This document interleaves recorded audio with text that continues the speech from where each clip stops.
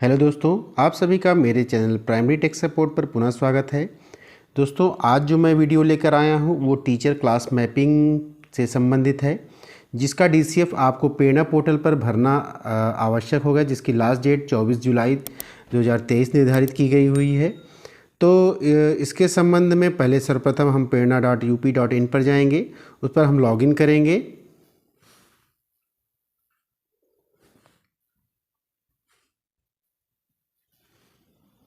Login करने के पश्चात हमको जो 3 लाइनें दिखती हैं बाएं साइड, जिसमें लर्निंग आउटकम से संबंधित या जितने भी मेनू आते हैं वो दिखता है।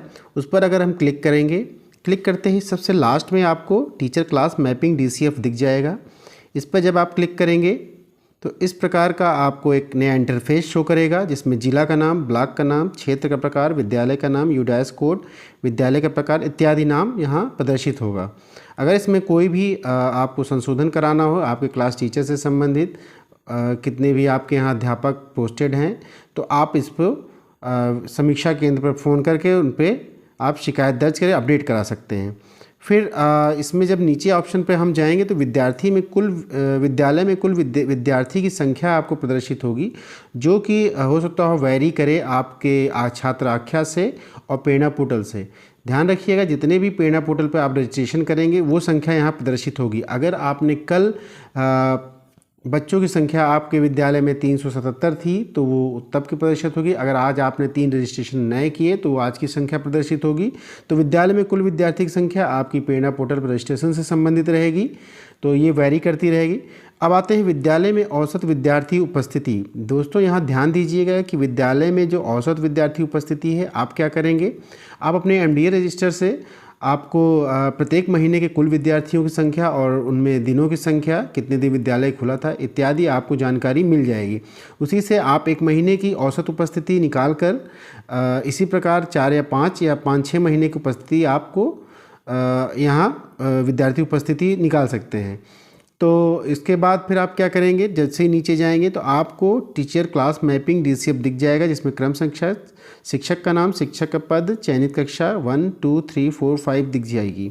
ध्यान दीजिएगा, जो हेडमास्टर हैं उनको कोई ना कोई क्लास या तो चयन कर लें अथवा अनुश्रवण के तहत वो प्रत्येक कक्षा को चयनित कर सकते हैं, क्योंकि उसमें क्या है कि आप अनुश्रवण करते हैं, आपको विद्यालय की एक कार्य योजना बनानी रहती है, जिसमें आप विद्यालय के निपुण बनाने के लिए डेट निर्धारित करते हैं या अपने शिक्षकों से सामंजस्य बनाते हैं। तो हेडमास्टर चाहे तो अनुश्रवण के लिए कक्षा 1, 2, 3, 4, 5 को चयनित कर सकता है, या अन्यथा अगर उसके किसी सब्जेक्ट में इंटरेस्ट है तो वो किसी एक सब्जेक्ट को लेकर कक्षा का चयन कर सकता है। ये उसके ऐच्छिक पर डिपेंड करता है। दोस्तों, यहाँ ध्यान दीजिएगा, जैसे शिक्षक का नाम, शिक्षक का पद और चयनित कक्षा 1, कक्षा 2, तो इसका मतलब ये नहीं कि हम क्लास की बात कर रहे हैं। उसमें ये दिखाई दिया जा रहा है कि अगर मान लीजिए किसी विद्यालय में 2 टीचर्स हैं या एक ही टीचर्स हैं तो वो 5 क्लास को चयन करता है। तो यहाँ चयनित कक्षा 1 का मतलब क्लास 5th, 4th, 3rd, 2 और 1st से संबंधित है, यहाँ कक्षा से संबंधित नहीं है। तो ये ज़रूर ध्यान दीजिएगा। जैसे मान लीजिए मैं किसी भी क्लास टीचर्स को यहाँ से इन क्लास चयन करता हूँ, तो जैसे मान लीजिए 3rd नंबर पे मैंने क्लास 5th दी। जैसे ही मैं चयनित कक्षा 2 पे क्लास 5th करूँगा तो बताएगा this class is already selected, अर्थात अब उनको मैं कक्षा 5 का सिलेक्शन नहीं कर सकता हूँ। आप क्लास 2, क्लास 3, क्लास 4 पे आप जा सकते हैं। इसी प्रकार अन्य टीचर्स की भी हम एंट्री करेंगे और यहाँ चयन कर देंगे। फिर नीचे आते हैं, नीचे आपको मिलेगा क्रम संख्या कक्षा 1, 2, 3 जो निपुण से संबंधित है। उसमें विद्यालय में कुल विद्यार्थी की संख्या, विद्यालय में कुल निपुण विद्यार्थी की संख्या और % निपुण विद्यार्थी। आप कब इस कक्षा को निपुण बनाएंगे, ध्यान दीजिएगा। जैसे ही आप कक्षा को निपुण बनाएंगे आपसे डेट से संबंधित पूछेगा, पर्टिकुलर एक डेट से संबंधित। जैसे निर्धारित किया है कि दिसंबर तक सारे शिक्षक संकुल अपने विद्यालय को निपुण बनाएंगे, तो आप अपने स्तर से यहाँ डेट निर्धारित कर सकते हैं। प्रत्येक क्लास टीचर ये आख्या देगा हेडमास्टर को, हेडमास्टर उसको यहाँ से डीसीएफ फिल कराएंगे। फिर परसेंटेज निपुण विद्यार्थी, मान लीजिए आप में कुल विद्यार्थी हैं 46, आपने यहाँ 44 दिया, तो जैसे आप बाहर क्लिक करेंगे परसेंट निपुण विद्यार्थी की संख्या यहाँ प्रदर्शित होने लगेगी। मतलब आपको परसेंटेज नहीं निकालना है, बस आपको विद्यालय में कुल निपुण विद्यार्थी की संख्या फिल करनी है और उनकी डेट निर्धारित करनी है। इस डेट से ही इसी प्रकार आप 1 2 3 की क्लास फिल कर देंगे।